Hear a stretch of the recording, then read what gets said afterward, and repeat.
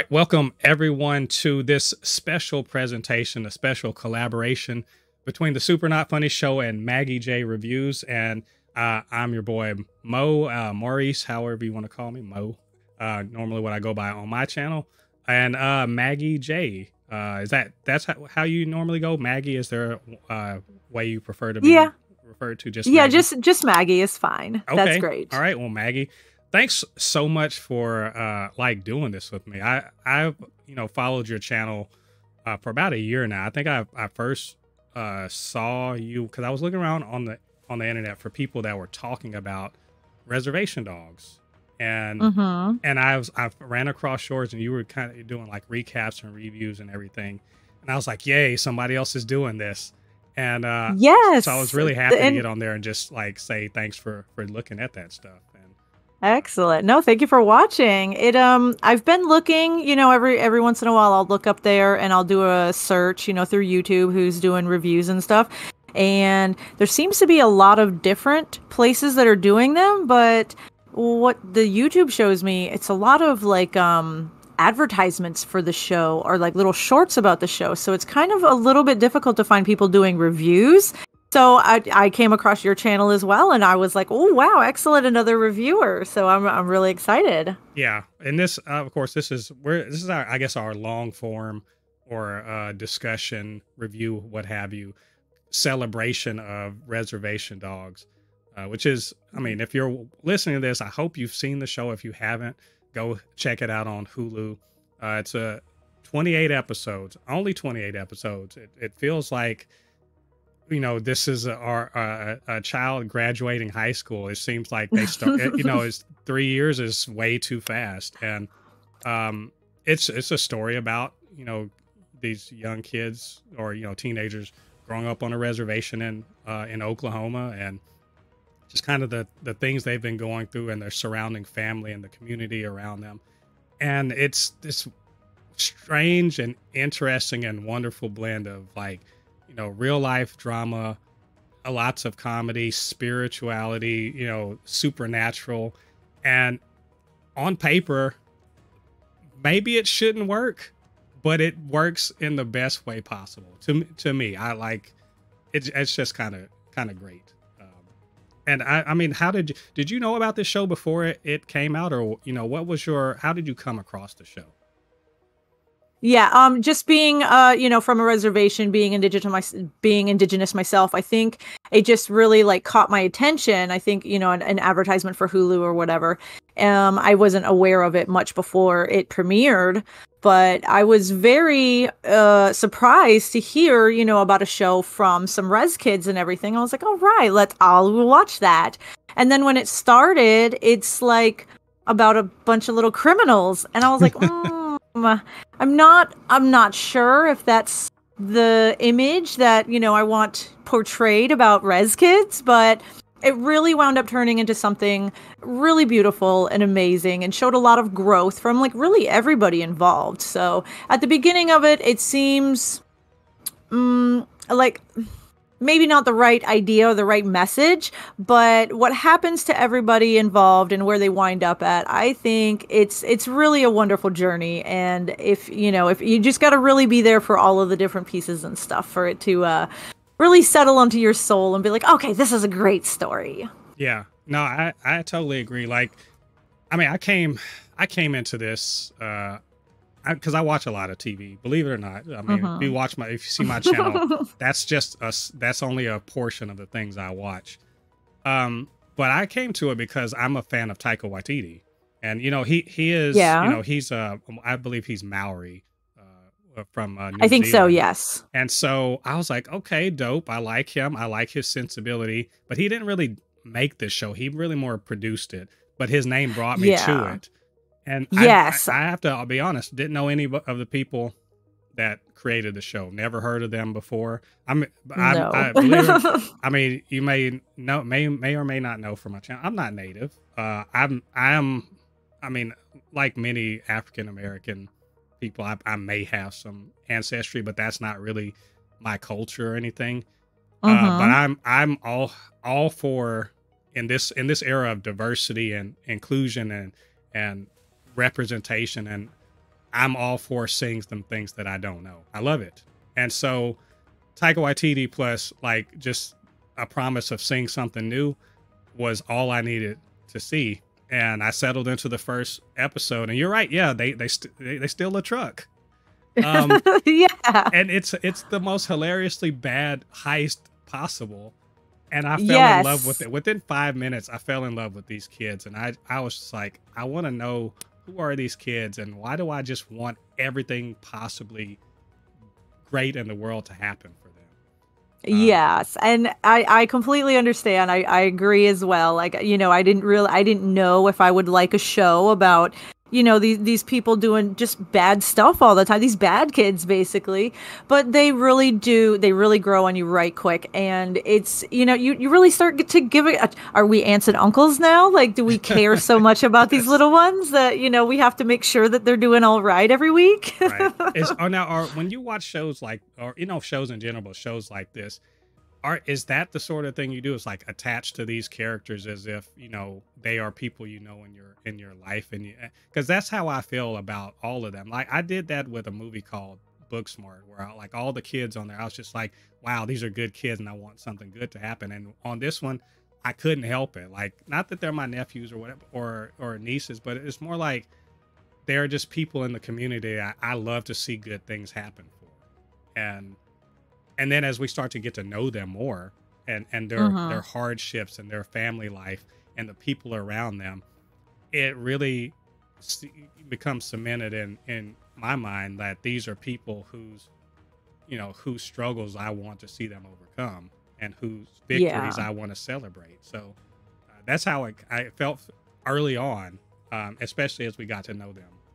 Yeah. For me, I think I connected with some of the kids just because I've been through some similar situations, and then others just really reminded me of people that I knew from the reservation, or the just experiences about the reservation life that I can connect with. And it really just resonated with me on that level as well, instead of just being, oh, it's a native show, I got to watch it. Because a lot of times I fall into that, like it's about natives, or it's a movie about natives or something, so I have to watch it and I have to talk about it so other people will get their interest built up in it, because like you got to support your people, so I really liked it, and I liked that it wound up being so good. I didn't have to sell it on just, oh, it's natives, you got to watch. No, it's a good storyline, it's got good things going on here, these characters are really excellent. Right.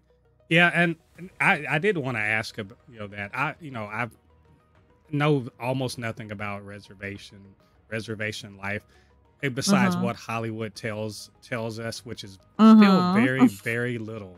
And Yes. again, I said that we're in an era of authentic representation. So I was really curious, and I've seen a lot of people on social media. I feel like they're doing it right, but I don't know. So as a person who actually knows, are they on point with what reservation life is like? Well, I mostly lived on the res when I was a teenager, so it's been a long time. And I think that as far as authenticity, most of the elderly people, the elders on the show, I think that they're doing, they represent res life very well. And as far as the younger characters go, I think Willie Jack really embodies the reservation attitude and lifestyle. Like she nails it. She's got the right accent, she's got the right facial features when she's talking, and when she's like her attitude just about like let's go then, or like fuck off that, or whatever. Like she's very, I think she is the most authentic as far as I know teenagers to be. Right. I haven't spent much of my adult life on the res, so I'm not 100% on that front. But a lot of what they say, about having so many cousins around and not being able to get away from people that and everybody knowing your business, all of that is spot on. So yeah, it really does hit a number of familiarities for myself, and especially as a teenager. Honestly, one of their aunties or uncles would have turned them in about this chip truck heist about the later on that evening after this had gone down. That's hilarious. That is hilarious.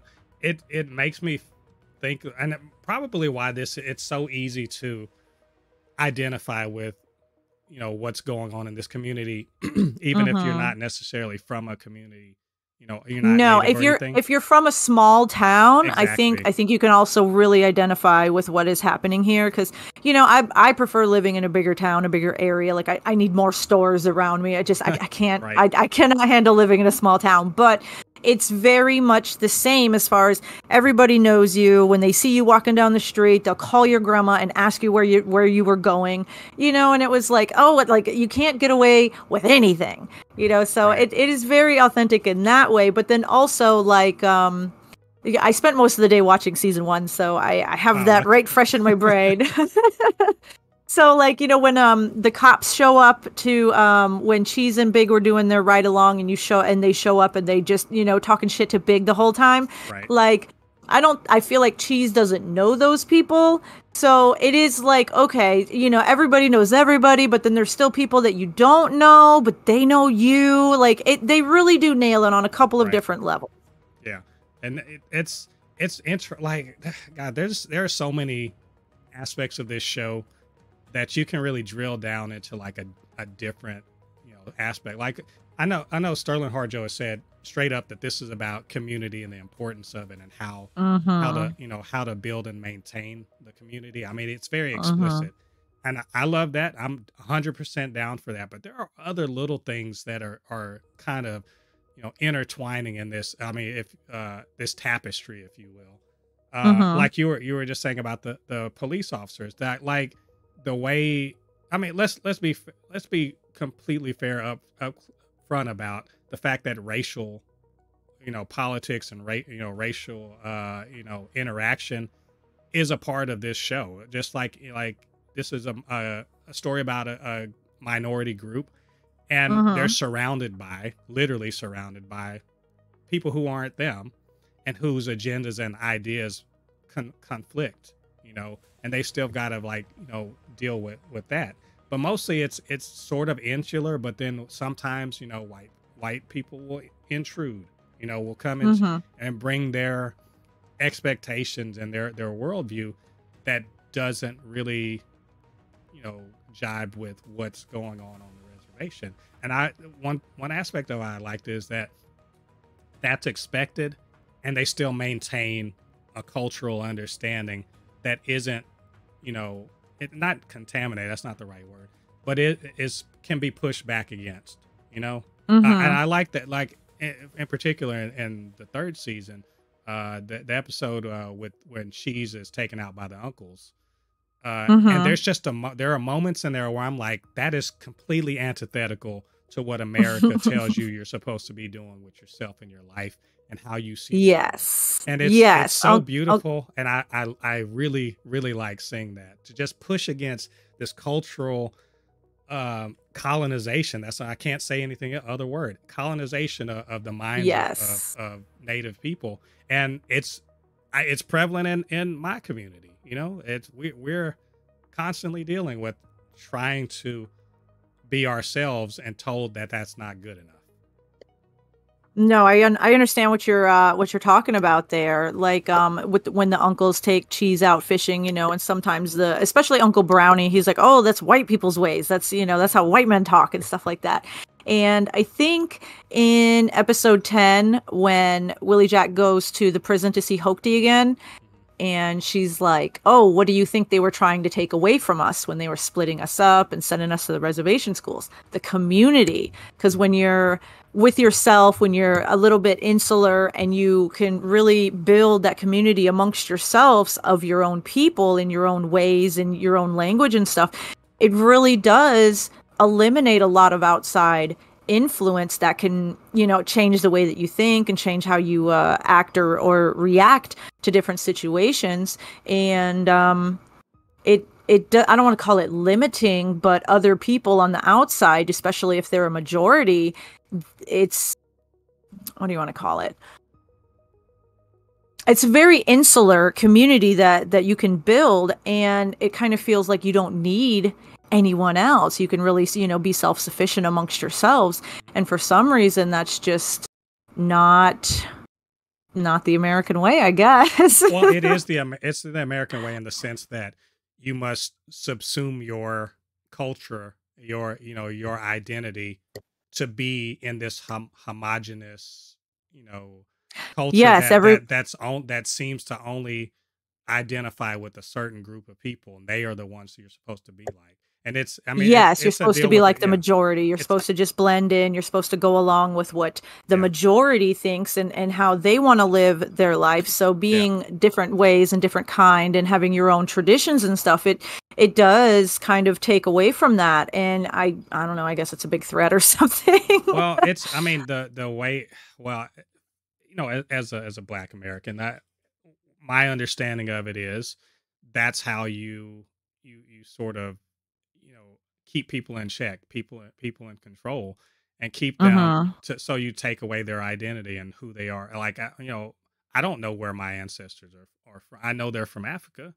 That's Yeah. about it. I mean, I know my ancestors were slaves, and the only, I may, if I go to, like, I'm one quarter Mexican. Like, my grandma, one of my grandmothers is Mexican, and she, Mhm. but her people are from, the border of Texas and Mexico, and Yeah, they're, definitely. so maybe I could find out where they're from, but the rest of me is, it stops at some point, and that was intentional, and it's intentional. Like, we see this, bringing it back to the show, Mhm. in the third episode. Was it the third episode of this third season, where we see the deer lady and her history? Mhm.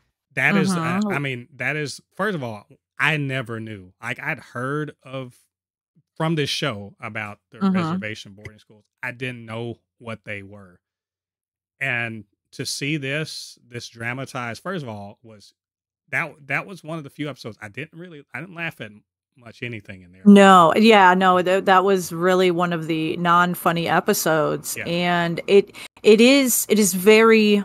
I even growing up on the reservation, like, some of my elders went through that, and that's not really something that they even told me or talked about very much, about having to go away to these schools and such.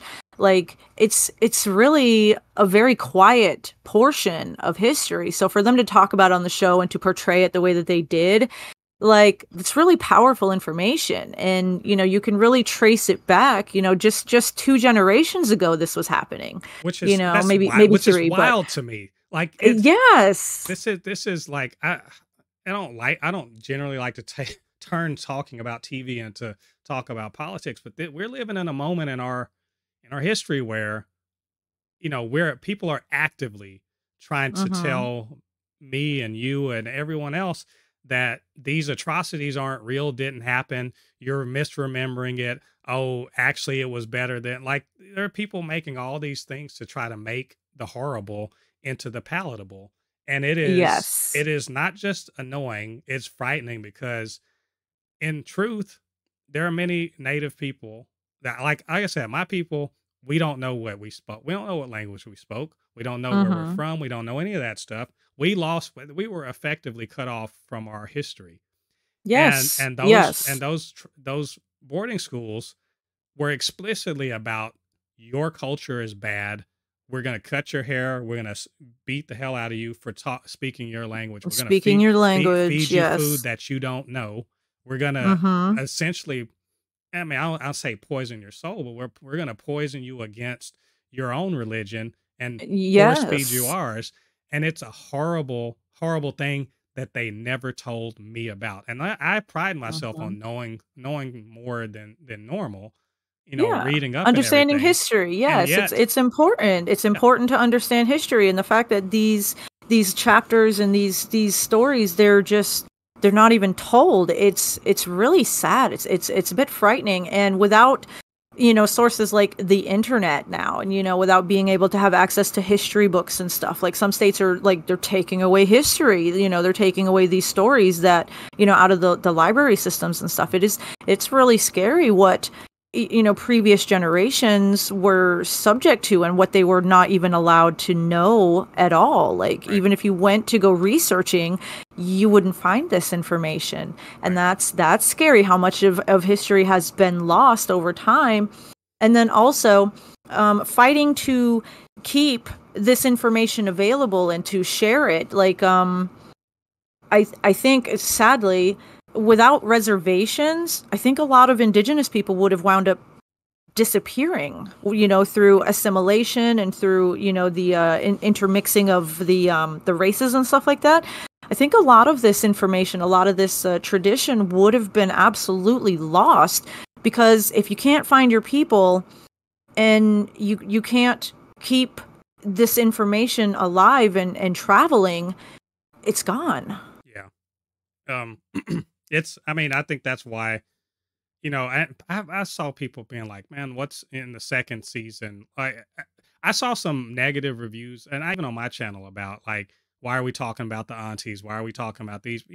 And Mm-hmm. it blows my mind that people can so clearly miss the point of all this, which is that the res dogs to grow into the men and women that they're meant to be, Mm-hmm. they're not going to grow, they're not going to, as you know in agriculture terms, one stalk of corn won't do anything, right? They need to Mm-hmm. be in a Yes. field. They need to be surrounded. Mm-hmm. They need to be supported. And that's what, Uncle Brownie, that's what Bucky, that's what Irene, that's what Mabel, that's what, Aunt Teeny and Bev, and all of them are so important, because they are the ones that are going to help build these young people up. Um, Mm-hmm. that's I actually sort of wanted to go there to talk about how continuity of culture and history and everything is so dependent on and I didn't know they called them aunties and uncles. That's sort of a thing. Like, black people do that too. We don't call Mm-hmm. older people elder. Well, we may in the church, but in just among the Yeah, but the people that community, yeah, are the your people that are grandma, yeah, important to you, yeah. yeah, you don't just call them Doug and Shirley, you call Yeah. them Uncle Doug and Or Aunt everybody, Shirley, everyone's like, cousin, everyone's uncle. So that's why I said there's things yes, about this show that definitely.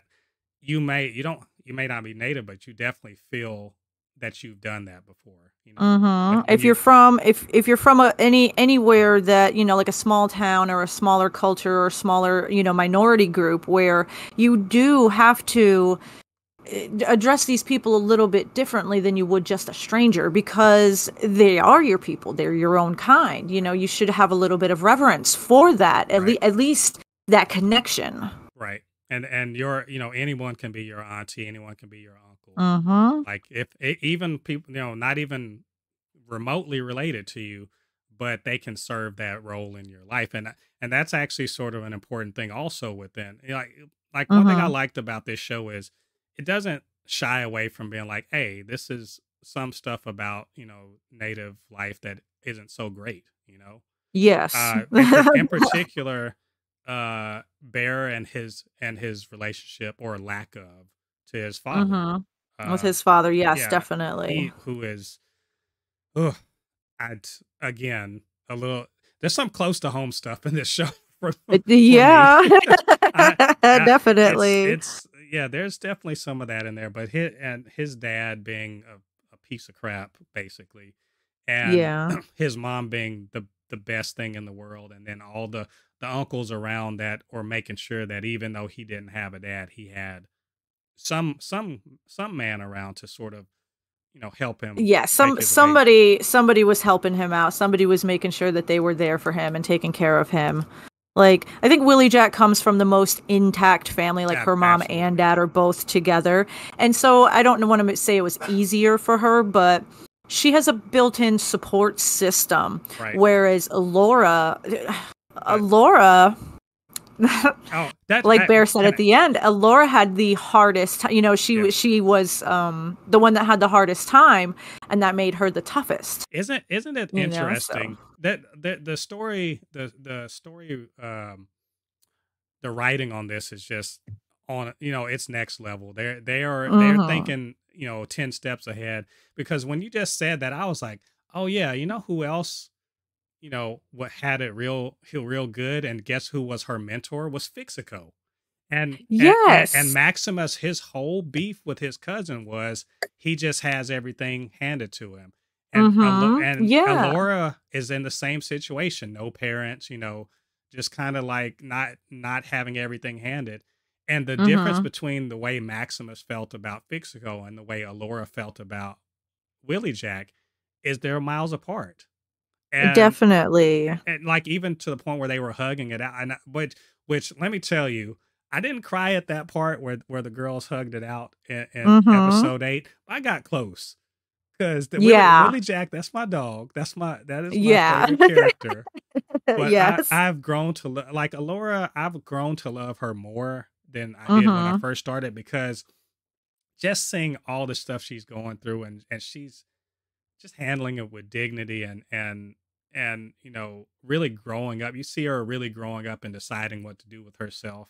And Mhm. she could have been, jealous of Bear having his mom, or Willie Jack having her parents, but she really Mhm. looked at them as that's her brothers and sisters, and she's gonna stand up for them. It's just it's like I Yeah, said, next level the writing. That's what I'm saying.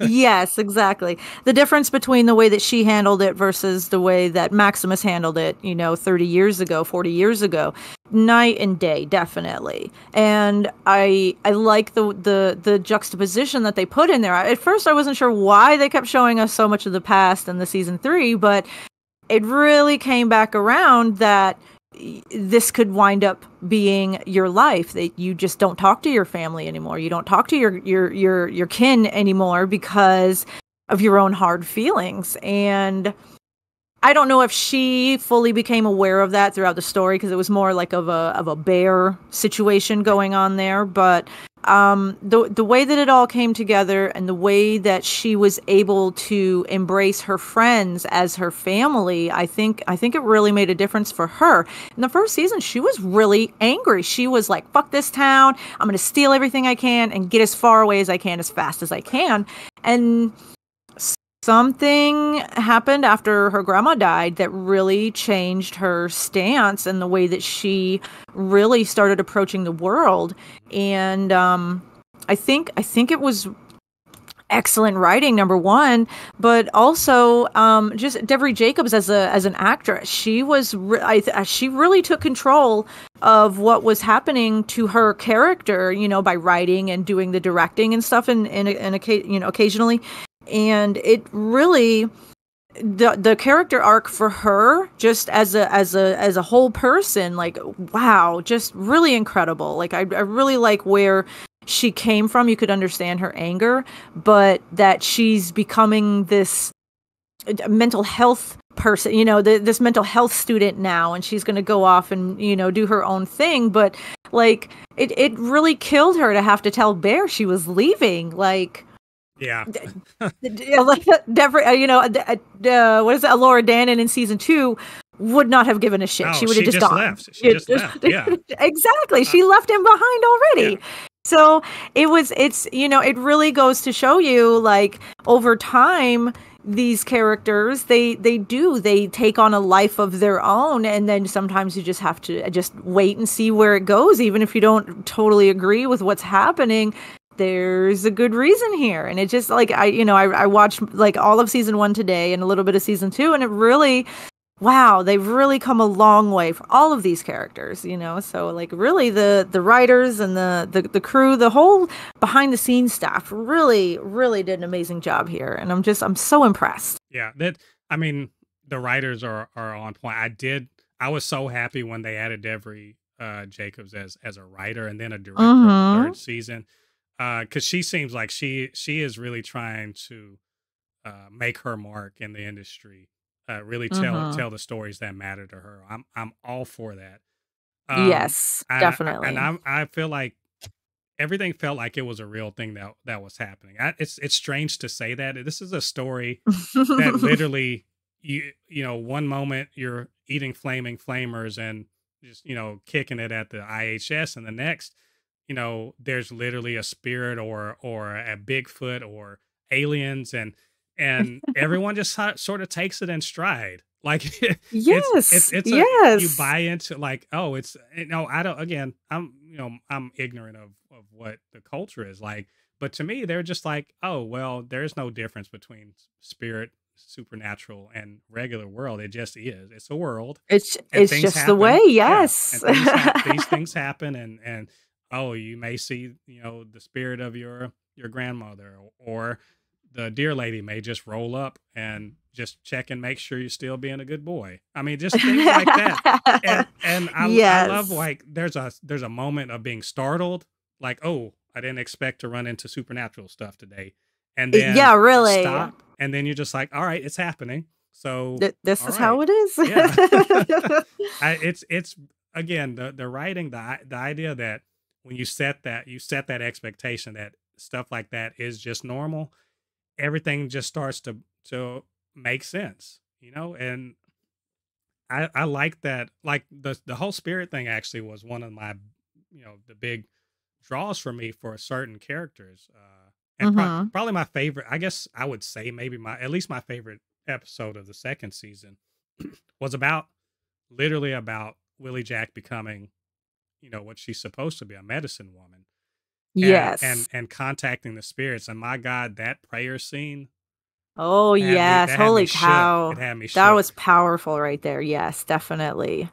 Um, And no, go ahead. I'm really like, yes, that the whole scene of her going to the prison and talking to Daniel's mother, like, just that whole episode, like, how mature can a 15-year-old girl possibly be to go through all that just because she missed her cousin? You know what I mean? Yeah, She wanted to feel a different connection about it. And then for Hoki to just, for her to be so full of this information and to see the spirits and to go through all this stuff, and then for her to be in prison right now, like, what happened, between, Daniel being a young boy and her, having, living in this violent household and doing drugs or whatever wound up taking her to prison. Like, what happened? Because she has so much spiritual teachings and knowledge. And in the final episode,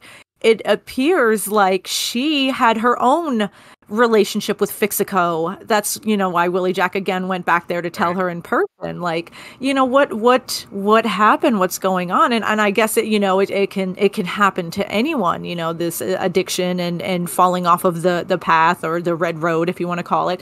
It's like, you really can't judge where people are going to wind up or where people are going to go just based on what they know.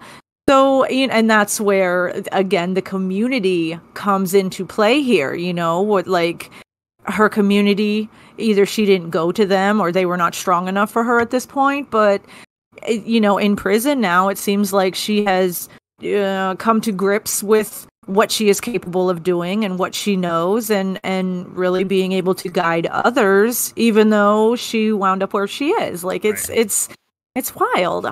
Yeah, and it kind of, I think her character sort of reminds me of, this may be a bit of a stretch, but it does remind me a bit of Danny Torrance in Doctor Sleep. That's where he's he has the shine as a kid, and Oh, then okay, okay, and yeah, I know who you're he's talking but he about. spent he's in all that terrible thing that happened in The Shining, and then he spent Mhm. the rest of his time into adulthood being a drunk to dull the Mhm. shine. And I feel like Yeah. Hoki was just not, like, I'm bringing it back around.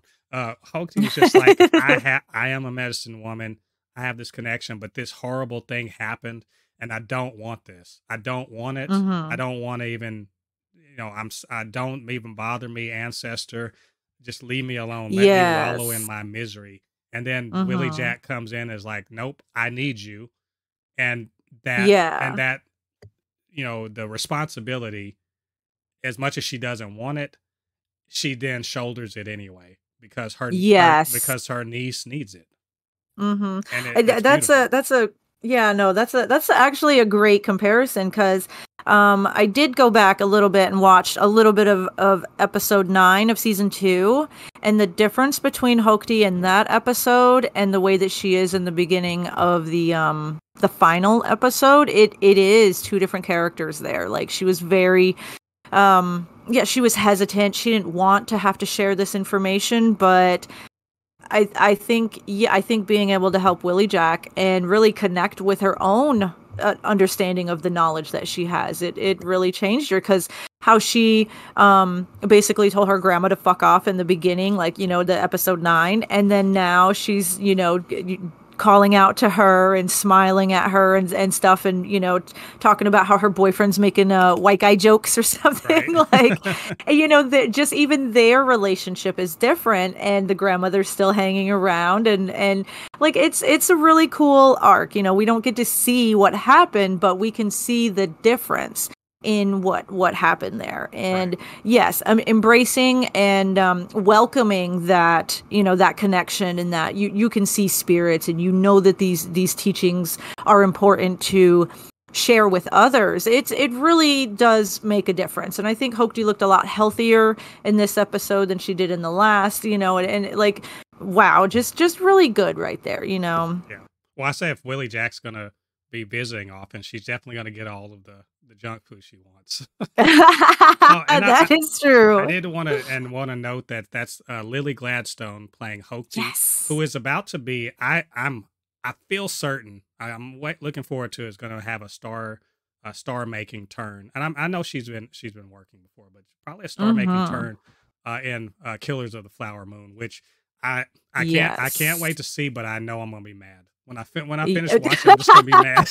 I'm just gonna be angry. Honestly, yes. When I seen the first trailer for Killers of the Flower Moon, I had no idea what the story was about. And then recently they've come out with a second trailer that really explains what is happening, and why, like all these people are dying, and the oil is a big thing. And I was like, this is a serious ass movie here. So the story apparently is it's basically the reason why the FBI exists now is because of this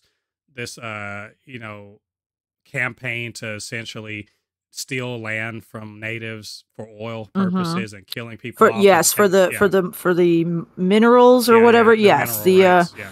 Yeah, honestly, that has been an ongoing story that I've heard many times from many different areas about, oh, this is your reservation, this is your land. But as soon as these natives figure out, oh, well, we can sell this, we have rich minerals here, or this kind of, commodity, anything that you can sell off of these lands, all of a sudden the government's like, oh, no, that's actually ours. Yep. No, you're not supposed to, or you have to pay us a cut or whatever. And it's just like, no, you gave us this land.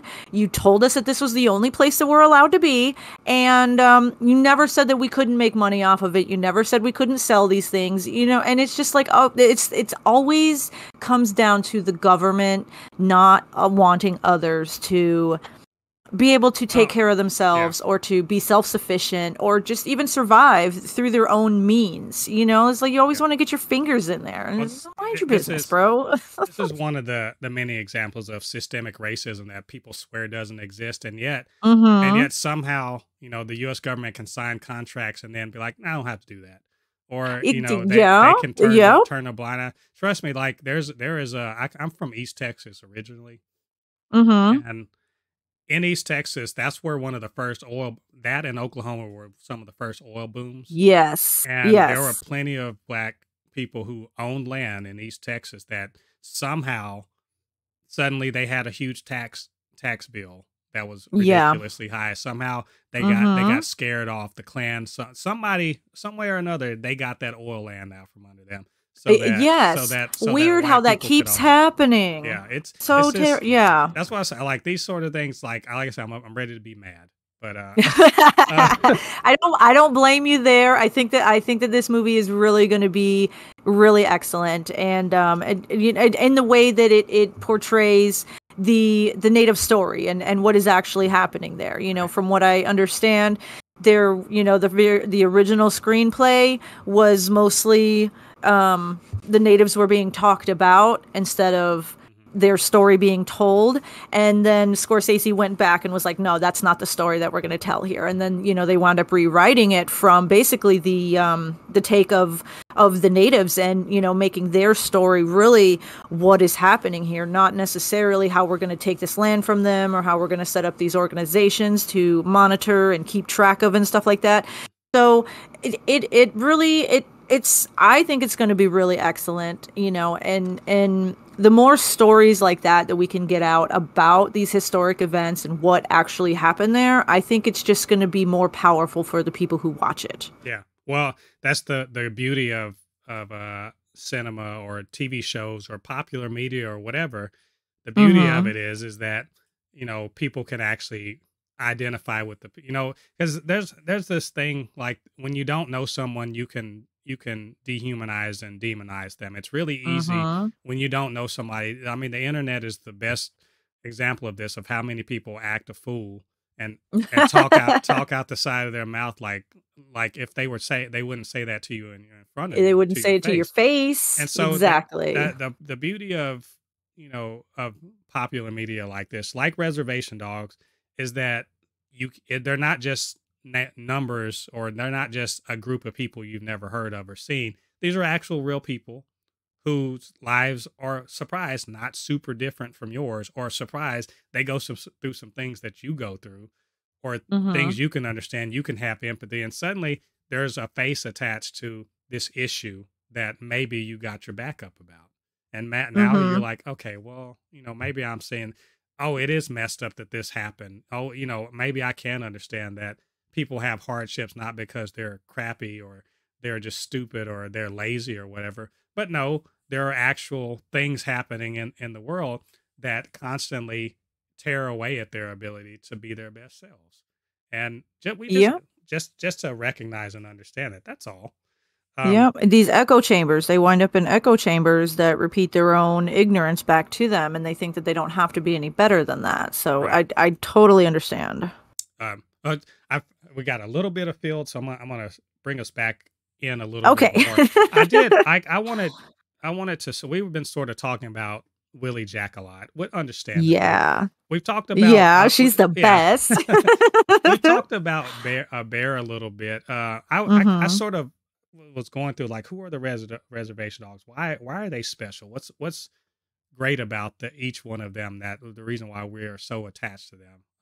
And Mhm. I just so I was going to name the person and see what you thought about them. So, Bear, what to you? What's Bear? What's the reason why you attached to him as a Well, character? I like Bear's character because he's really, I think he embodies just young native boys, young native men. Like so many of them have these disconnects with their father. And it's not just even natives, it's just a lot of young people. They have this disconnect with their father, but they continuously look up to them like for no reason. Oh my gosh.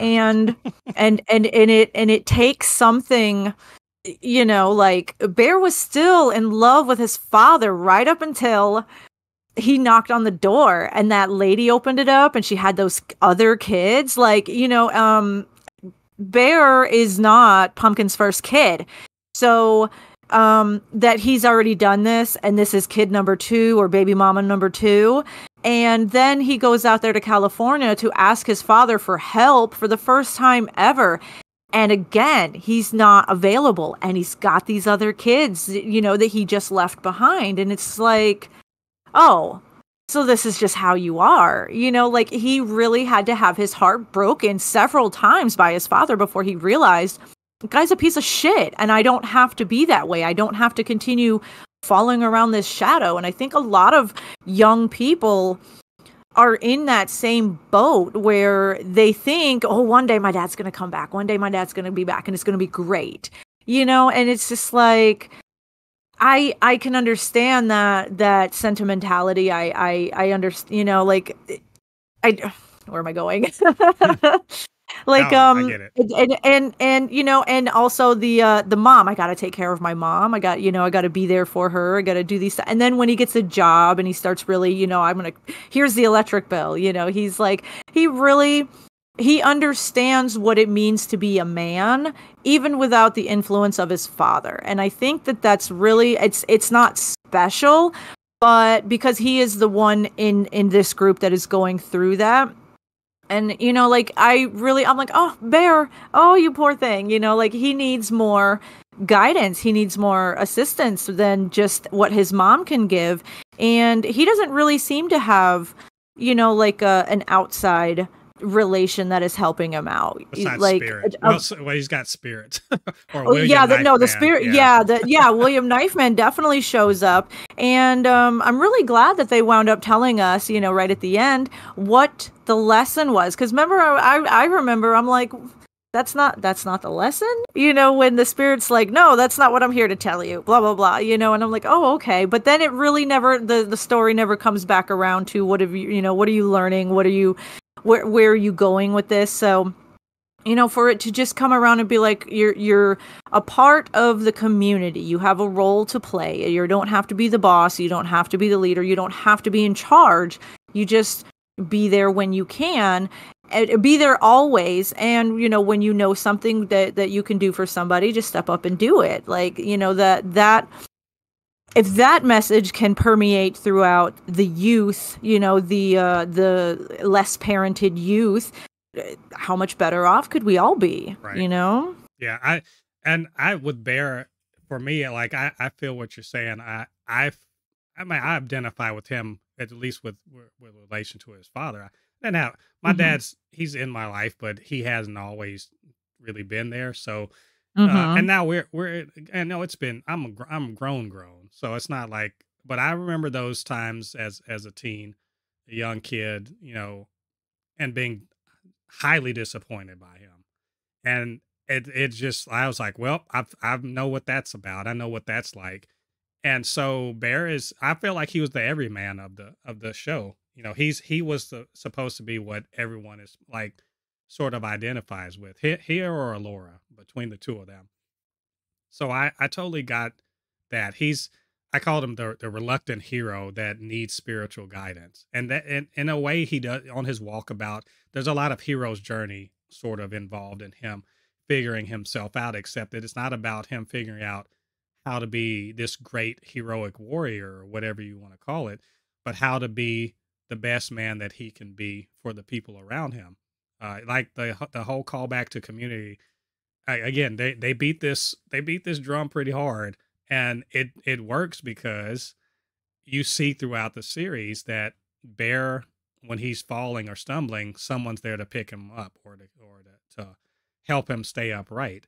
And he also turns around and does the same for other people, and that's, if that's the lesson that William Knifeman was trying to give, it's it's super important. I mean, the man did run around in a loincloth for like how many months or years or whatever, trying to get this kid right. So, and by the way, Dallas Goldtooth, but that guy's the best. He is the best. I really loved Spirit and just what he did in the show. So how about Alora? What's yours? How do you feel about her?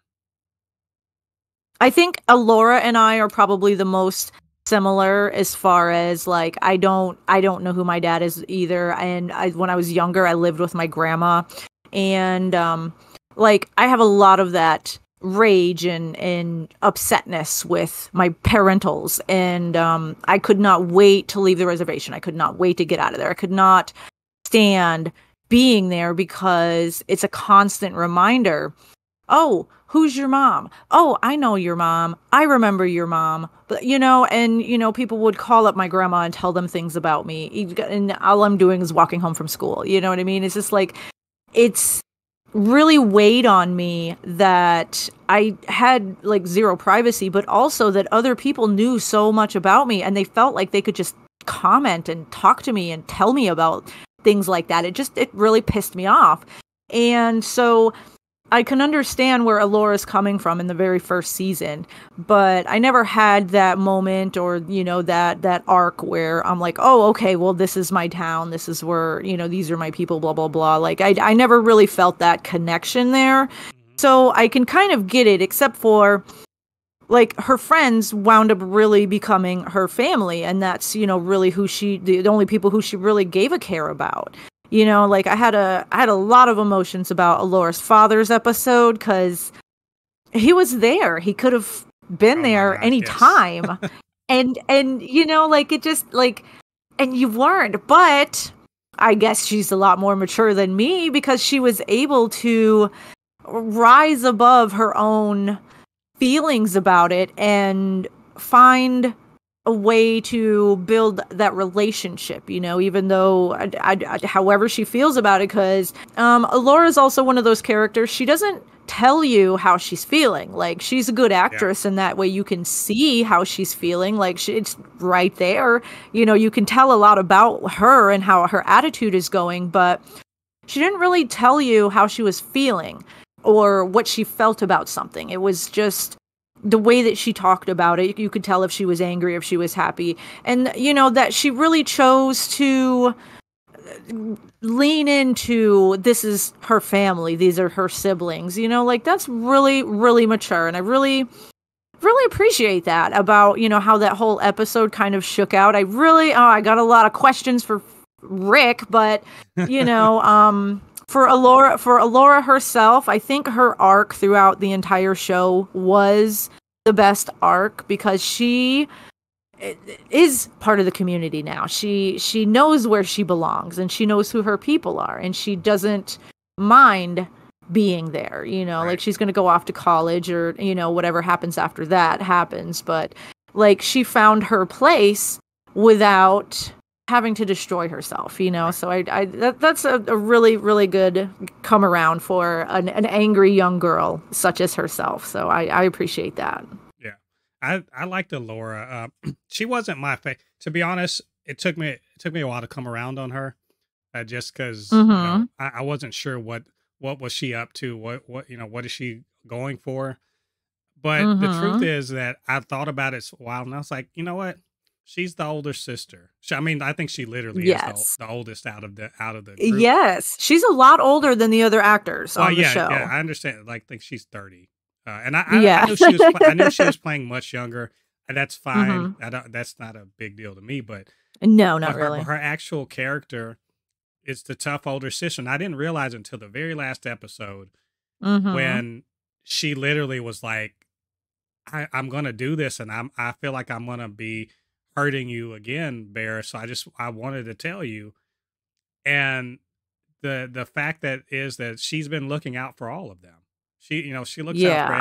every one of the other res dogs, Mm-hmm. and Yes, very much so so. seeing that older sister thing in her, I have an older sister, and she was sort of like that too. And I Mm-hmm. see some of where maybe some of her anger and stuff may have come from, having a tough childhood or everything. But also, I think that the whole going to California and you know finding out that Daniel had a thing for her, like I don't know why she didn't know that because everyone seemed to know Yeah. except her. But finding out that and she was really like heartbroken by Daniel's death, and then they go out to California and do this thing for Daniel, and they have that moment with his spirit. And I think that Mm-hmm. between that and the whole thing she went through with Jackie when they were going on the road trip the first time, really just kind of turned her mind right. I guess is that if that you could say that. I think that's a good way to put it. Yeah, she got her mind right, and the whole found family thing, like found family is kind of a big theme throughout pop culture right now, Mm-hmm. especially if you're LGBT or whatever, because there's an awful lot of disowning and or Mm-hmm. if you're the sort of person that goes against what your family thinks you should be, you can be disowned, which is weird as hell to me. Like I Yeah. hear this about people, this happening to people, and I don't understand it. Like I don't I thought family was close, but or blood was thicker than water, or whatever the cliche is. Yeah. But with Laura, she had her grandmother, she had her aunt that she really never saw, and then she had Bear's mom, who was sort of like a close aunt to her. So Mm-hmm. she had family members, um, but her found family really was Willie, Jack, Bear, Cheese, and Daniel, and so she's Yeah. holding on to them and she's protective of all of that. And I Yes, I can definitely see that. once I realized that's what I was like, okay, I get you, I get what you're doing, I get Mm-hmm. why you were reluctant to leave the reservation, or Mm-hmm. reluctant, and now they're going to be okay, so it's okay for you to go on and Yeah. try to go to school. It made sense to me. Yeah, that scene with Alora and Bear in the church, it did kind of throw me at first. I'm like, why I is she was so upset yeah. about just leaving Bear?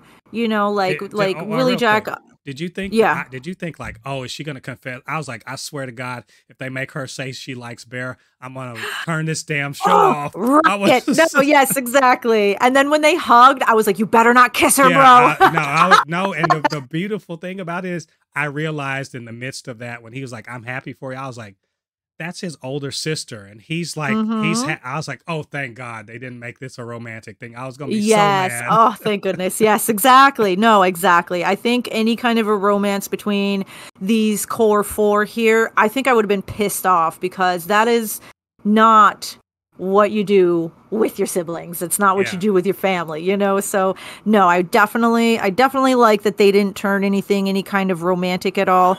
And like I said, I was almost going to be upset because I'm like, well, why are you so hesitant to talk to Bear? And why is it so important that you talk to, do this one-on-one with Bear about you leaving?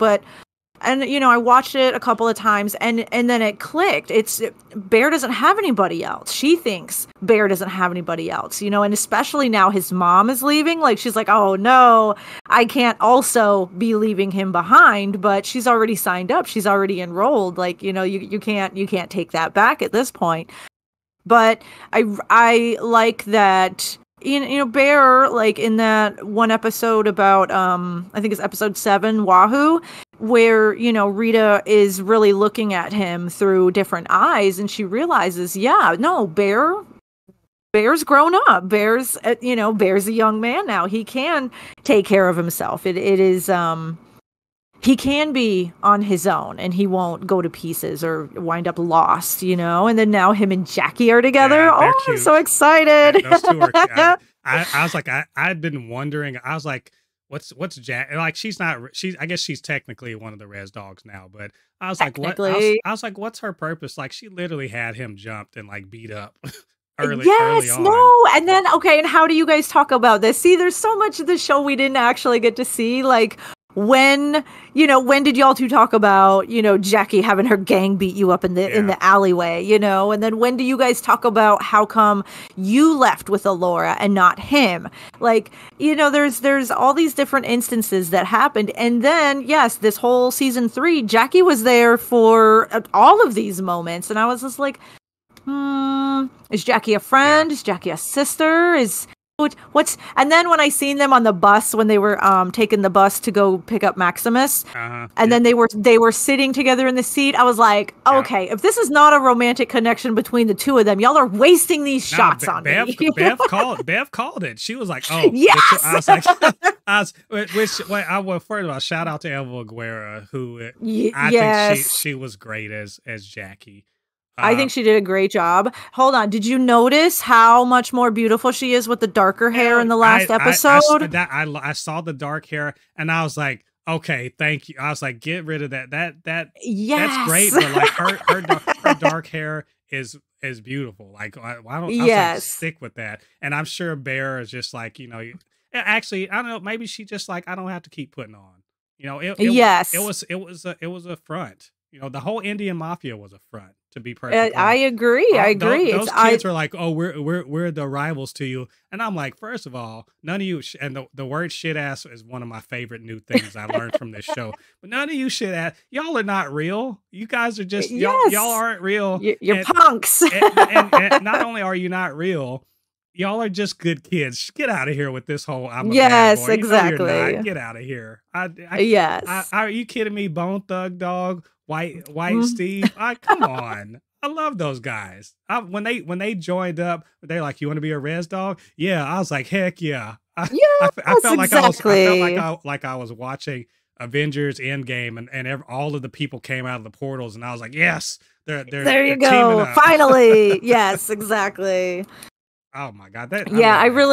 Yes, no, honestly, the season 2 kind of meandered a bit for me. It was kind of all over the place, but season 3 really, really, everything mattered. Everything came back around. It closed the loop on these stories and stuff like that. And I really appreciate all of the different scenes, all of what happened. And like I think it was the beginning of season 2 when Jackie and Alora left town and Willie Jack had to go around and talk to the rest of the Indian mafia about Jackie's stuff. And and she just walked right up to them and talked to them just the way that she did any of the other dogs. I'm like, so are you Willie guys Jack's a real one, though. Yeah, she really is. But just the attitude of the other boys, they were like, "Oh yeah, no, this is, this here you go." And they talked to her. They didn't, have a lot of crap talking to do or anything like that at first. And I'm like, "So is Jackie the one? Is she the agitator, or is it Bear? Is it that you guys have to act hard for in front of Bear? Like, you know what I mean?" So it's not an important question, but I noticed these different things, and they didn't have any real beef. That's basically what's yes, exactly. There was nothing going on here, and they really, in season 1, they really made it sound like Jackie. Oh, the leader's auntie just moved into town. Her and whatever. Jackie is the kid from the city. Jackie's the one who came to town and was like, "Who's the toughest gang around here?" Yeah. And that really kicked off this whole squabble between the two different friend groups. And and then it just now they're all part of the friends. And I was like, yes, I think it's a great wrap up and everything, but if not for the gang war, then where would these kids be? Yeah, I mean, they make their kids. They're making a lot of questionable, maybe even stupid choices that ultimately are fairly still safe things for them to do and to figure themselves out. And in this town, yes, I agree. I don't want to leave Cheese out. We talked about Willie Jack. We talked about Willie Jack a good bit. I think we'll do her last, but Cheese, that is my dog. Like first let's Lane Factor. Do you know he was 14 when he was cast? The youngest one out of all. Youngest he one. Looks like such a baby in that first season. Yes. Oh my! It seems like almost no time has passed for him. Honestly, he still looks very young. He grew up. He got tall and everything. I mean, but he's so good in the show. But I think that what I liked about him, my note for him was he's the guy that somehow he ends up doing he does the prayers. He's the empathetic one. He like I noticed he was like, "Oh, my name's Cheese. My pronouns are he," and like people are just like, "What are you doing? What do you even in the episode with the uncles, you hear Big just like, but he explains it when he goes to the group home and explains why he does it. I was like, that makes all the damn sense. Like he's the youngest and he has the most damn sense out of all 4 of them. He's the most emotionally mature for somebody who we have no idea what his background is. Until later we find out like he's living with his uncle who the guy the skateboarding guy that did the yes. What was it, the cranberry juice thing, but Ocean Spray. He was living with his uncle because he doesn't have parents. Like that's really Cheese is a humongous mystery. He says that his grandma died. Right. He doesn't have parents. He lives with Uncle Charlie, but I said it in my review, what court on earth would grant Charlie custody of a young boy? So it really, it makes me wonder what happened to Cheese, because nobody brings it up. Nobody talks about it. Nobody brings up his family or his lack of ever. So it's like, did this happen a long time ago and nobody knows? Or is it so painful that they don't even try to remind him? Cheese is very much a mystery, but he cares so much about everybody. Just, that's just his nature. And that really kind of breaks my heart in two different ways. Because, what has he lost? And also he make sure that nobody else is lacking and nobody else has to feel like they're not part of the group, that they're not included in his group. He's very much, oh, you're my friend, you're how can I help you? He's such a giver. He's like like a medicine He- man, like I, Fixico takes care of everybody and goes and makes sure that they all have what they need, and he's very much walking down that same path. I called him in the episode Nards. You Uh-huh. had Amber Midthunder. She was great. I love Amber Yes. Midthunder is so awesome. But Yes. and I forget the name of the other guy but he said some call me a young elder, and I was like, bitch, no, literally no one calls you that. But when I started thinking about Cheese, especially when he was in the group home, I was like, Mhm. he's probably a young elder. Yes, He has exactly. got this his aura, his spirit, his just general demeanor. I mean, I don't think he's a medicine man. I don't think that's his path, but No. he's definitely on his way to being someone whose opinion in the community Yes. matters. He's like a counselor. Like, I think, Mhm. Alora's going to school for, mental health something or other. I think Cheese would probably be very good going down that same route there, going into some sort of a field where he could talk to people and help them understand themselves a bit more. Maybe be a And teacher. Yeah. yes, even that. Yes, something where he could be of service to people, but in more of an official way, so yeah, because he's got a lot of heart, and he just wants to make sure everybody else is good Yeah. without asking, are you good? Like, he's not even that in forward or anything like that. He listens, he pays attention, he's a good empath.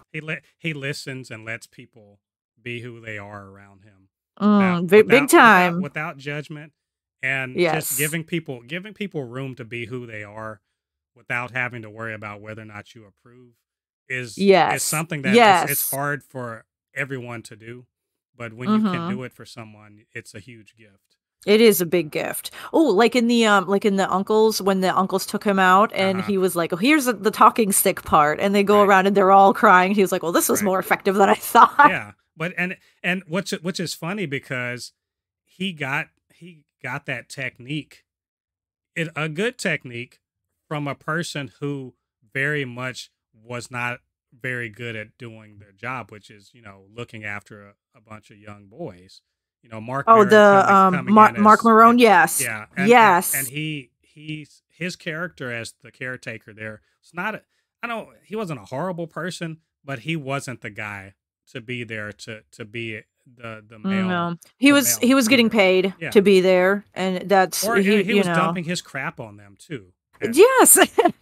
which I get, like, everyone's human beings we're all having our problems, but when you are caretaking, you can't really be dumping your junk on other people too. No, it Uh, definitely doesn't and make the situation better for a- those and boys. speaking of that whole episode that's not my favorite. That's my second favorite episode of the second season. But the optics there, like I said, the writing on this is so on point because Mhm. look at who's in this group home. So it's a home for troubled boys. Yeah. Not a white facing to be seen, but the You guy know in what? charge is That a white guy, yes. and Yes. he's using or inappropriately using AA, excuse me, or addiction counseling techniques on these kids, some of whom Mhm. aren't there because they're troubled. They're just there because they didn't have anywhere else to go.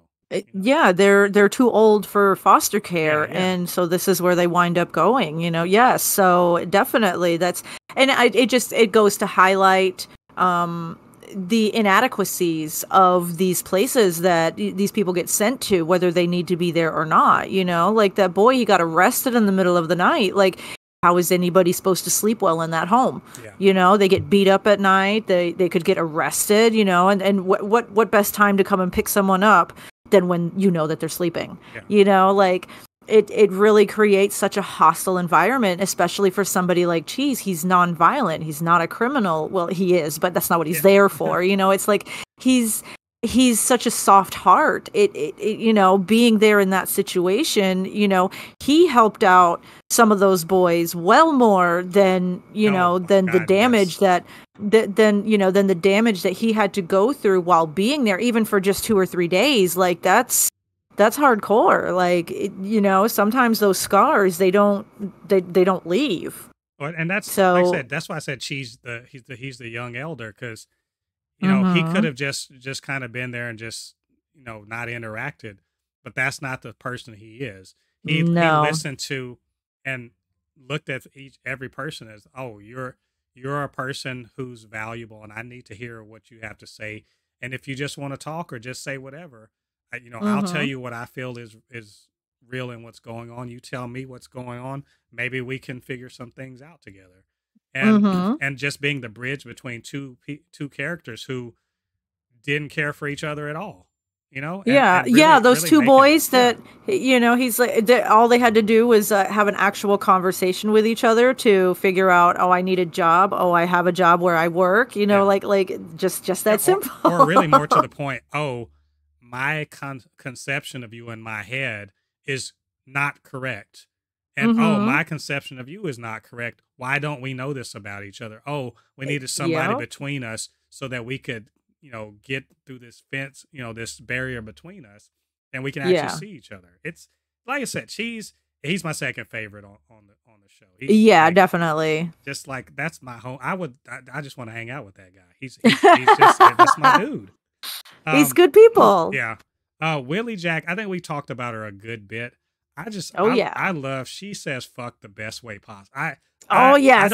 I don't even want to try to do it the way she does it, because I No, feel like no. I'll screw it up. She is like, there are some people that say the word fuck in good ways, like just the most Mhm. awesome. Like, if you ever watch like British shows, like the Cockney way of saying fuck, I mean, it's awesome. The way Jason Statham says it, that's awesome. But Yes. Yeah. Yeah, I could see that. Willie Jack is just the master of it.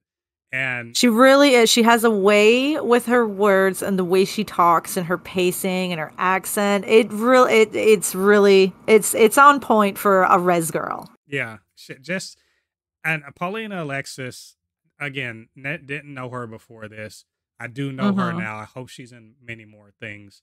But I agree. just the way she sort of just, it's a lot of facial expressions, and like, like she tilts her head and like, like, oh, okay, all right. But also she's tough, but also she's reluctant to admit maybe she got it wrong, but when she does, she owns up to it, like she's a real one, just straight Yes. up. No, she's absolutely, I think she's even more mature than a lot of other people because even, oh, that's, it's not going to work out that way. Okay, let's find a new way. She doesn't try to defend herself or, put up any kind of defensive mechanisms where she's trying to justify what happened. Nope. Okay.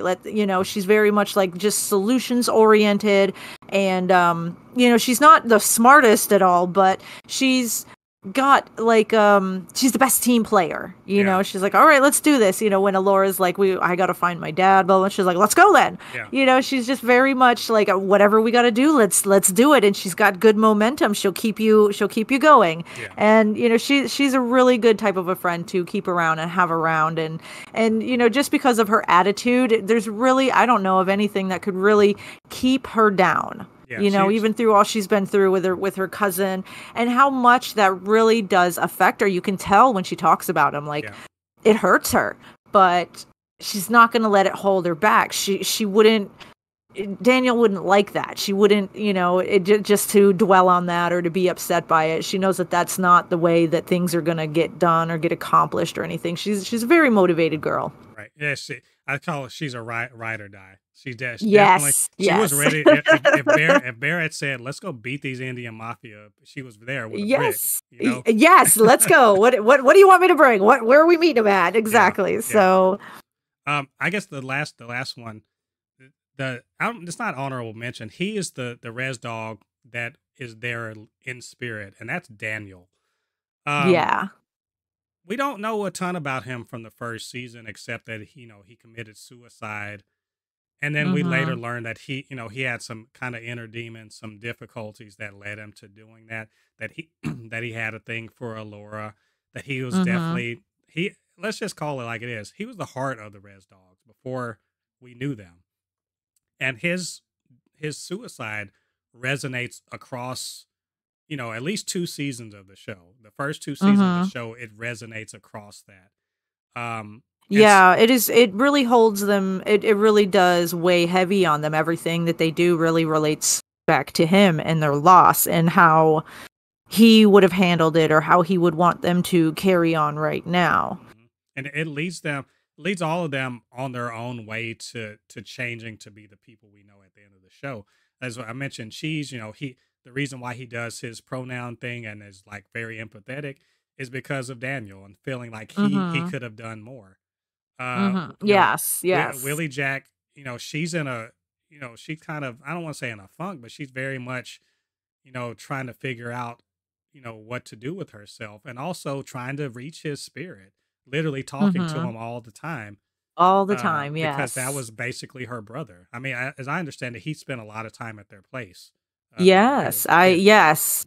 Like I think the two of them were the closest of all of them, and not just because they were cousins, but because they were together a lot. I think that they did spend a lot more time together Right. doing their family stuff, and it really, for her to be so close and for that to happen, I think she took a lot of that guilt internally that she didn't see it, and her father, they didn't see it. They couldn't feel it coming. They couldn't do anything to stop it because they weren't picking up on the signs. Right. Yeah. It's so. I mean, Willie Jack was, definitely that was like her brother dying. Alora, you know, sh- I feel like she reciprocated the feeling for him, but Mhm. I think he, as being the heart of them, he's he was the one that was the dreamer. He was looking beyond the reservation. He had all of these plans, and he really like inspired them to like be like we can make it out of here. We can do more. Mhm. And to Yes. lose that was really to kind of sidetrack Alora's, I think when he was there, she didn't have to be just the only older sister that was looking out for everybody, that No, she had another no. I person think to lean on. yeah. Yeah, I think that they were all a little bit different. They were a little bit more independent. They had their own thinking and going on, and then, losing him, especially in the first season, they really really leaned on each other and spent all their time together coping and working around that loss, like, and it changed, and then in season 2, I think they all grew apart a little bit and, had their own things going on. But it's, it all came back around to solidify that, he will be a cornerstone in their friendship, but it doesn't, everything doesn't have to revolve around them. And I think they were able to grow from that, especially from, the trip to California in season Yeah. 2.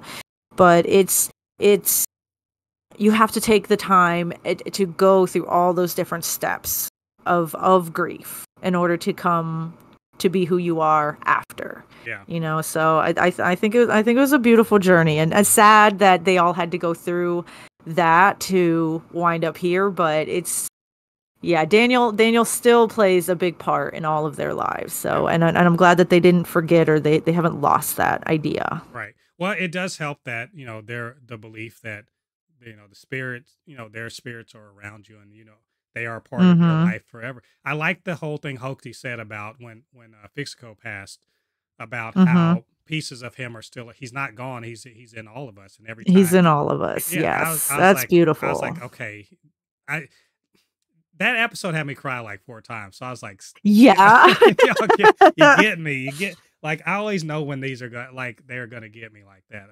Uh-huh. Yeah. Um, They don't hide it very well. yeah, that like just the idea of the spirits being around to Mhm. to be able to sort of lend you some wisdom, or just to be there, just to the whole thing with Cookie being around and not being able to talk to her daughter, that was tough, but Yeah. yeah, That's hard to think about. yeah, Like, it just her, the way I like that she kind of got after Rita about it, like, you could be here and you don't. yeah, And no, I'm getting choked up. yeah. No, I hear you. And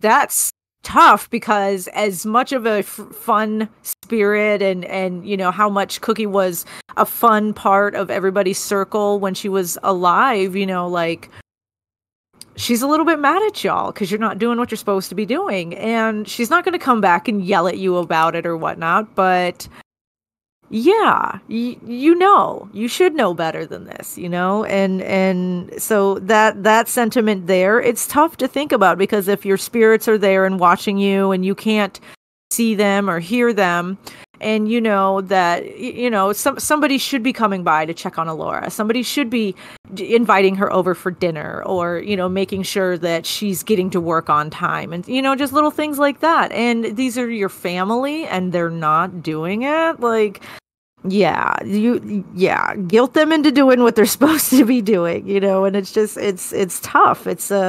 But yeah, the use of the spirits in this series is really great. Like, it's good, like, I want, not emotional management, but like life managing, you know what I mean? You're not supposed to be doing that. You should be doing this and blah, blah, blah. And they're not going to, William Knifeman, yeah, he might show up and scream in your face about it. But then he'll tell you a joke to kind of lighten it up a little bit, and Cookie's always just like, well, yeah, come on, like, just her attitude and everything. I think that their spirits really were able to embody the way that they were in life, about they're jovial spirits, or they're still fun-loving spirits, and they don't want to come back and just give somebody a lecture or waste their visible time, making somebody feel bad about themselves. But these lessons, or these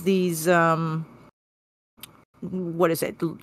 I guess lessons, yeah, is the best way that they can adjust or help you adjust how you're living and how you're doing, and things like that. Yeah. So I appreciate the use of the spirits throughout this whole journey here. But it's tough to think about the spirits themselves just being kind of stuck and watching and seeing things not going as well as they could. If they were there, they could just say something, like that's tough in the heart. Yeah. I mean, that's really kind of the deal with, if spirits are around, like, they're not really, they can't talk to, I guess, except to certain people or whatever. And, their insight is not as, is not available. But I think even if you don't, there's a comfort that they're there, that people before you and are there, and that when you're gone, you'll be there for other people, and that it's just a continuity thing. I get it. We know we can't live forever, but some things can live on, and if they are strong enough, like the traditions, I loved about this show is, hearing about these religious ideas and things. Those were cool. Hearing people speak in their in their language. And by the way, with no subtitles, because I don't need the subtitles. I just need to understand that this means something to them.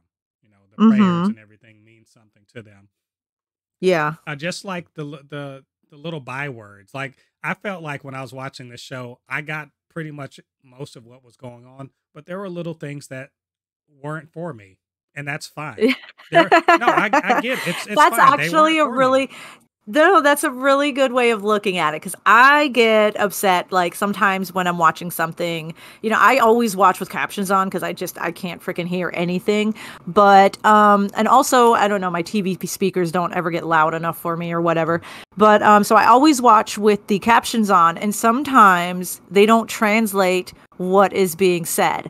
And, Spanish, usually I can probably figure out what's being said or what's happening there, but sometimes it's a whole different language, and they don't translate it, and it kind of irks me, but maybe that's just not for me. So that's a really good way of looking at it. I'll try to think about it like that next time I see something happening like that. And I like the prayer that was said at Fixico's funeral. Like, I was like, okay, I imagine they're saying something about, spirits, or where he's going, or where he was in life. That's fine. I don't need to know exactly. I get the gist of it. It's a funeral. Yeah. But I've even, like, I remember, was it last season or the season before last?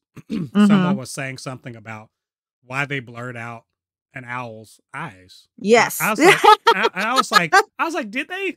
I guess they did. I didn't even really. They did, yes. And that someone explained it. They did it in 2 episodes. See? Yeah. And I was like, see, that meant nothing to me.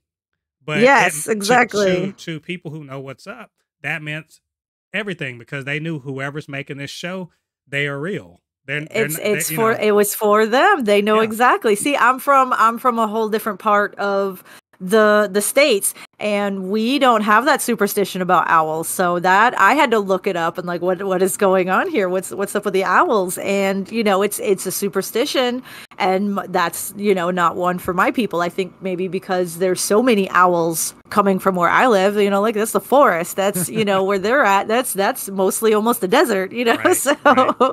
it makes more sense to be wary of animals that are not necessarily native to that area. But yeah, no, if you're from there, if you're like I like to say of the blood, then you get it. That's for you. That's a joke for you. Right. So definitely, I Yeah. like that stuff. I like about this show just in terms of the creation and how they kind of staffed everything. This is a show that's mostly like not everyone on the show is native, but Mm-hmm. almost everyone who's on the shows on screen is native, and Yeah. almost everyone who worked on the show is native, Yeah. and not just that, but native from many different tribes across the country, and even Canada. There's a bunch of Canadians in this show. Yes. Big Um, time. a Big lots time. of Canadians, but lots of people from many different tribes, and I love the fact um, that everyone is sort of getting to be in there and be understand that this is a certain tribe in a certain place, but they're still Mm-hmm. getting to kind of represent who they are and how they Yes. create this art. And I kind of like I wanted to sort of talk about what this means for native representation in the industry on screen. Mm-hmm. Are we in a moment where people are hungry for more real native representation? Are natives Mm-hmm. going to get more opportunities to tell their stories the same way that other minorities are sort of getting the chance to tell their stories? And more Yeah. importantly, can we widen the damn talent pool for actors? Because as much as I love Zahn McClarnon and Graham Greene and the Yeah. Podemsky sisters, I love them. They can't be in Uh-huh. every damn thing You that needs a can't be native person. everyone. Yes, Yes, I I love completely agree. Wes Studi is an OG, Yes. and I adore Yes. him. But man, he can't be in everything. I'm just No, saying. exactly. I completely understand. The lady who does the casting for this show, I can't remember her first name, but the Mid Thunder girl, you mentioned her earlier. Amber Mid Thunder, yes.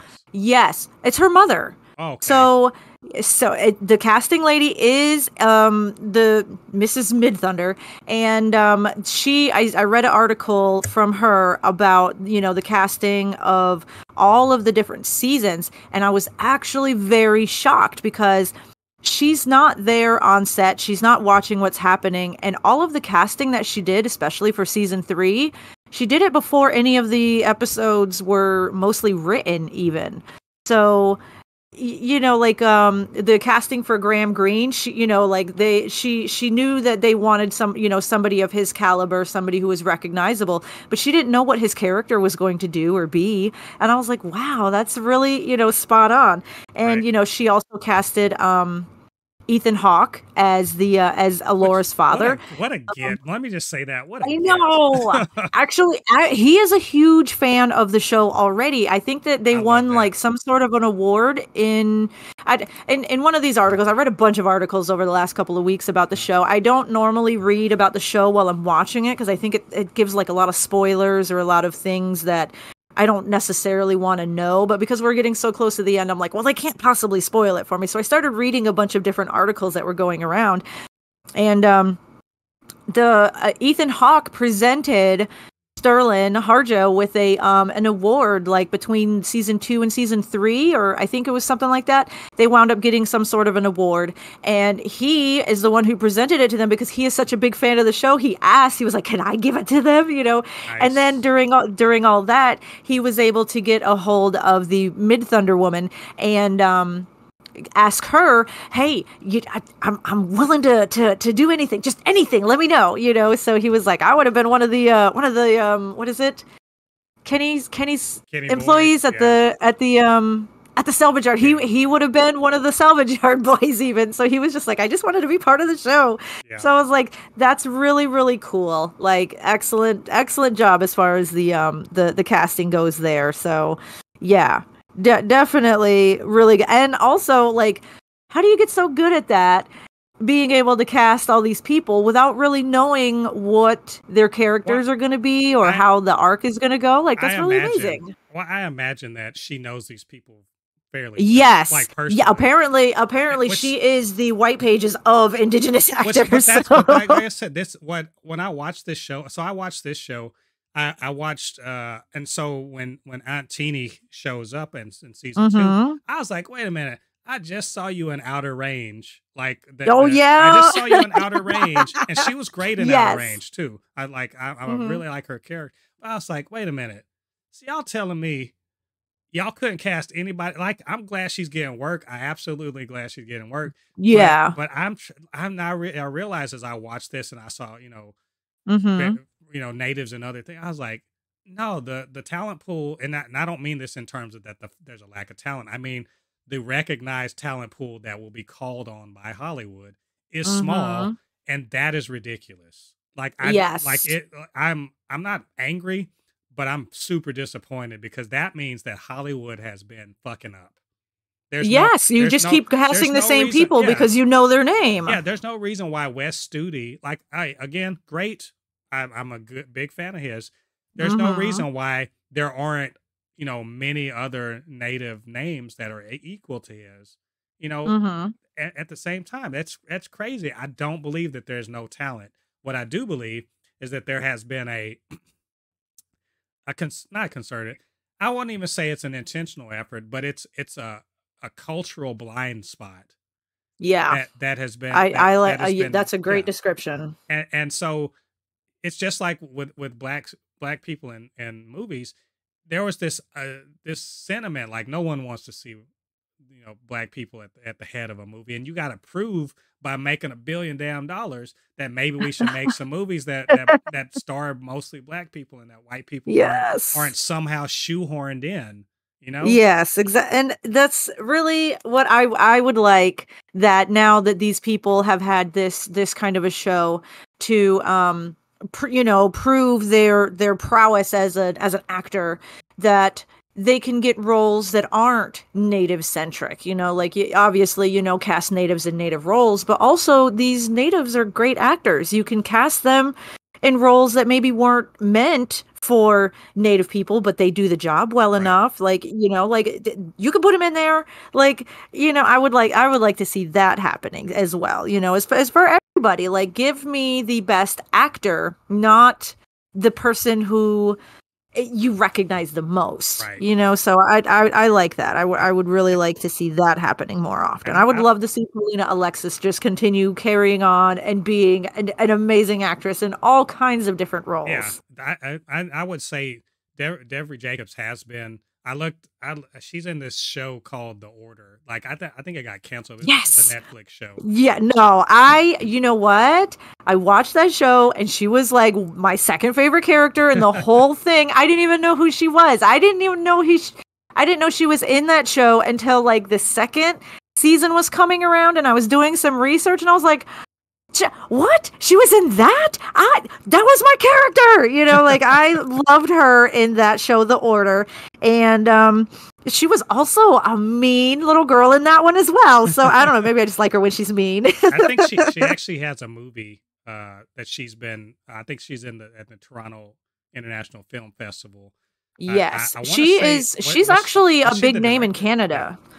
She's actually a big name in Canada. I've seen her in a number of different like small roles and stuff like that, because every once in a while I'll get on a kick and I'll look up some native centric stuff. And somehow the nation of Akwesasne up in Canada, like, they really put out a lot of Indigenous based not like media, that's what it's called. Okay. They put out a lot, and she has starred in a number of different things, and not even starred in it. She's just been there, a guest actor and different things like that since she was a young girl. So, I mean, she's really got, she's built up a great resume for herself. And with this show here, now she's been a director, now she's been a writer, you know, like I see in her future bigger things Yeah. like than just TV, you know, and being a cast in a new movie or something like that. I feel like she's really going to become a powerhouse for production as Right. well. Well, I hope, one thing I hope about this show, like, I'm sad to see it go. 3 seasons, Mhm. 28 episodes. That's not enough. I know there's a lot Yeah. of stories that have been left on the table. I know that, and Yes. Sterling Harjo's even talking about, I'm already thinking about sequels and movies, and I'm like, do that, Oh and man, that would be I'll show great. up. But one Mhm. thing I hope about this show, if I can take some hope away from this, is that it's a springboard for a bunch of great careers, because this show Mhm. deserve, the people that made this show put their damn heart and soul, and they Mhm. put everything they could into making this a thing that's real and relevant and meaningful, and they did Mhm. it, they accomplished it. And by God, if Hollywood isn't just knocking on their doors saying, hey, what do you want to do next? What Yeah. is it that you have, a you're a creator, or you're an actor, you have something, what do you want to do next? Because clearly you got something that we need. Hollywood, Mhm. we're it's a weird time. We're in a time of sequels and reboots, and where, all these commodified, you know intellectual property and all this other stuff. But we're Mhm. also at a weird time where the need for new media means that there's the hunger for new media to get new eyeballs, also means that there's a lot of opportunity for people who normally 20, 30 years ago wouldn't have gotten the time of day in a Hollywood Yes. studio. And Yeah, so big time, if big if time. we're in a moment, damn it, I want this to springboard everybody. I want to see, like, I want to see Lane Factor and things. I want to see, Yes. I want to see Sterling Harjo, making a an animated, thing or something, like, just anything. Throw it at, it's like spaghetti. Throw it at the wall. I want to see It's y'all yes. go Let's for it. go. You It's got a built-in audience right now. And yeah, I'm sure, you know, whether you're liking it just because it's indigenous people or you're liking it just because it's an actual great amazing show, don't let the hubbub die down. Keep working, keep putting these names out there. Yes, the audience will turn up. So, yes, I like it. I would love that actually. Yeah, that's, God, I think I worked through all of my all of my things. Yeah. This has been really good. I love just talking about, like, things I love, and there's so much to love about this show. I know I'm gonna go watch this again. Oh, I I'm know. feeling, I've lucky been. you. You got to watch it again today, in Yes. anticipation of our conversation. But I'm definitely, yeah, adding it on there, and just keeping Yes. my eyes peeled out for what all of these people do next. Um, Definitely. and I just, feel you. any final thoughts on this show, as we finish celebrating, the Oh, final I episode? just have some questions. Sure. All right. Very important. Do you think Kenny is native or not? Does it matter? I just really wonder. Now, to me, he's an uncle, and he's Yes. because he's an uncle in the way that matters, which is he showed up. Yes. Exactly. Exactly. So, That's why I don't think that oh, I'm sorry. Go ahead. no, I was just saying. So, if I think that was something that was sort of hinted at in the final episode, that, like, there's Yeah. a lot of eye rolling, but, like, all right, Yeah. come on, get on in here, Yes, exactly. And that really like yeah, I don't think that it matters. I just think it's a funny question. Yeah, You know, like cuz he brings it up. It's brought up several times and every time it's still left as a question. Well, the So, thing about Kenny Boy, and I realized I had him on my notes. The thing about Kenny Boy is this: you were wondering early on, is he a dilettante? Is he a poser? Is he one of mhm. these they're white people who they want to be connected to something more interesting than their ho hum regular, Mhm. milk toast background? Is he actually just been raised around there, and culturally that's what he is? Yes. Or and I look, I don't want to get into the whole blood quantum thing. I understand there's a lot of shit go around there. I don't know enough I to don't say yeah, I anything. don't care But for that but conversation, but yes. but the point being is that he is in a position where he could be or he couldn't be, and it depends on whether or not the people of the reservation want to accept him as a member of Mhm. their community. And Yeah. it seems to me that there are some peripheral characters in the show who it's questionable whether or not they are part of the community, even though they definitely are. Like the guys that run the gas station slash um Robin Cleo. catfish place. Oh, actually, okay. Robin Cleo, I think nobody has shown their appreciation for Robin Cleo, and I think a little bit more needs to be said about them because because I watched the beginning episode again, and where like Rob asks Cheese, he's like, "Hey, if you're gonna steal from me, you have to let me know so I can write it down in the books, so he can write it off." Right. And then, like, they knew who stole the chip truck, and they kept their mouth shut. I mean, they shared it on Facebook, but that's just because it's funny.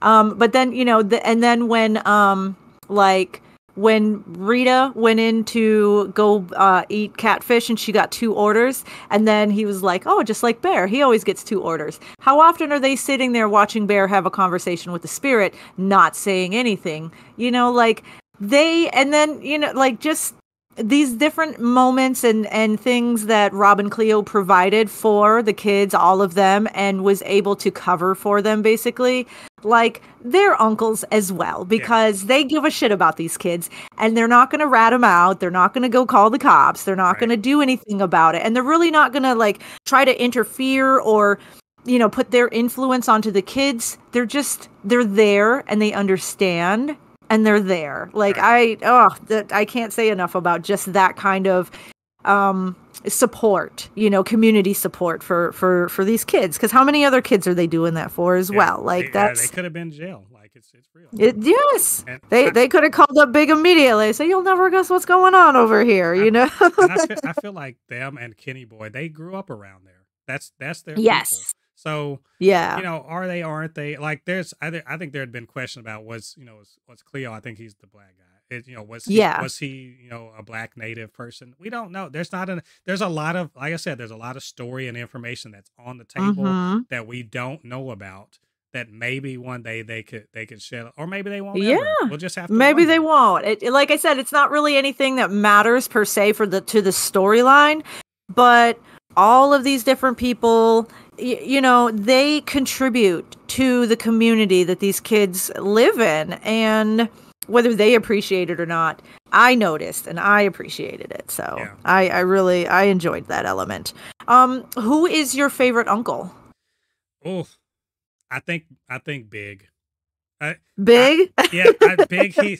First of all, Zahn McClarnon is just an amazing actor. Yes. Oh my goodness, so good. He wears them braids. Like, I want the damn braids. He looks so fucking good with them.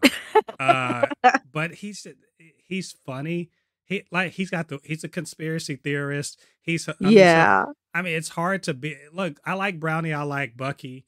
I do. But like, Big is he's so into being the lawman, and he's kind of silly, and he's a bit of an idiot sometimes. But he's I mean, he's got the dear lady stamp of approval. So that's all you need to know. That's all you need to know. Yes. He's a good dude. That's it. Yes, exactly. He's definitely, and he definitely works hard to be a good guy. He wants to make sure that he's taking care of his community. Yeah. Well, he's the uncle. He's the uncle that is trying to be the straight and narrow guy in order for the boys and the girls to see, like, hey, you should be straight and narrow also, But yeah, no, that's my guy. Yeah, no, Big is a really good character. I like him. I think Uncle Bucky is my favorite just because he's got that, like, existential take on a lot of different things. Like, honestly, his head has been up in the sky for a million years, and I really loved that, when they were showing them, the flashback episode in 76 or whatever.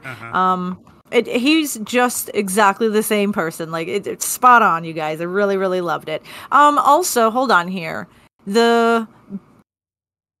I think, okay, there's some characters where it got kind of messy when they went back in time because they make Brownie appear like, he's when they're going to, I mean, they say that they're in high school. Everybody's in high school, but Brownie is like working. He's welding and stuff. He's going on jobs and things.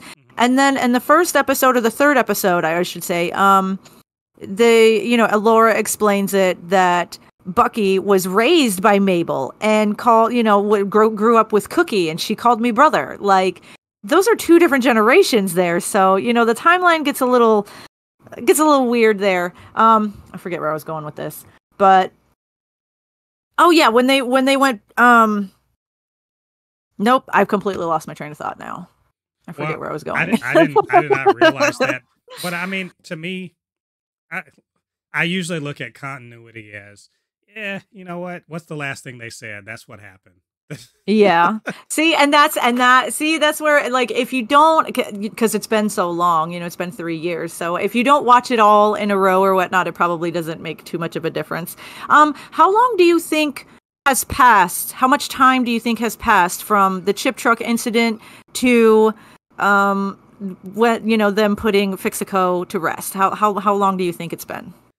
I think it's been about a year. You think? All told. Well, because they ever been in school? They've been in school like in the second season, right?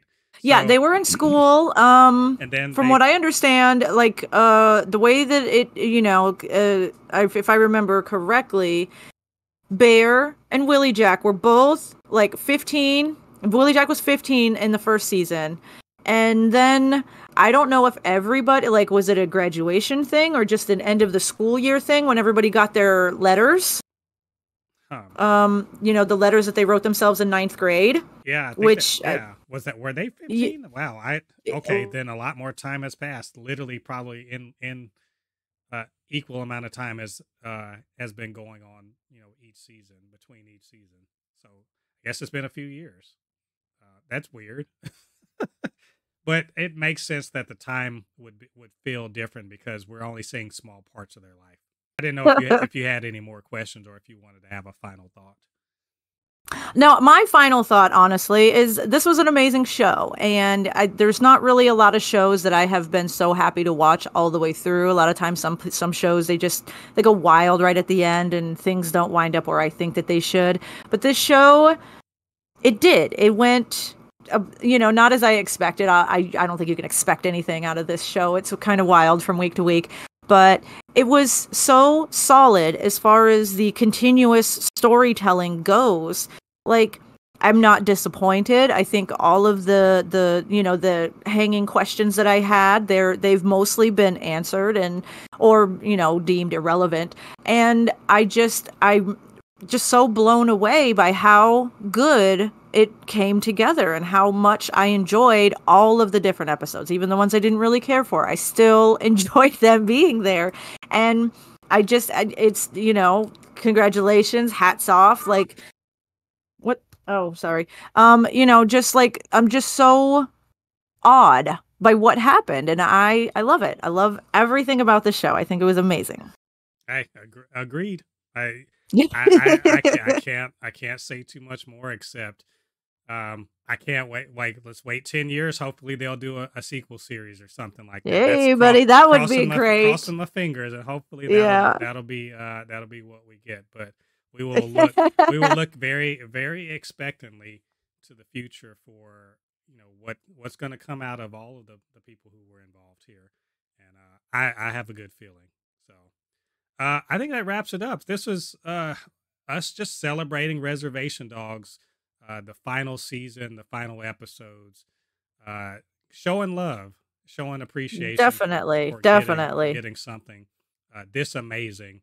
And man, if this is an indication of where we're going in the future with more media, we're in a good spot. We're going to be all right. Yes, so, I think so. I have to agree. So, Maggie, thanks so much for joining me on this. I really enjoyed it. Well, thank you for talking with me. I don't know hardly anybody who watches this show as fervently as I do. So I was really excited that I got to talk to somebody about all these different things and thoughts and stuff. So thank you so much for having me. Yeah, I really appreciate you reaching out. And I love this sort of talking about, great TV, and like I said, just showing some love for this. So I appreciate it. Thanks for your time. Thanks for everyone else's time for listening. I know this was a long thing, but good things deserve a lot of contemplation. And Yes. we're just gonna say, hey, check out Maggie J reviews.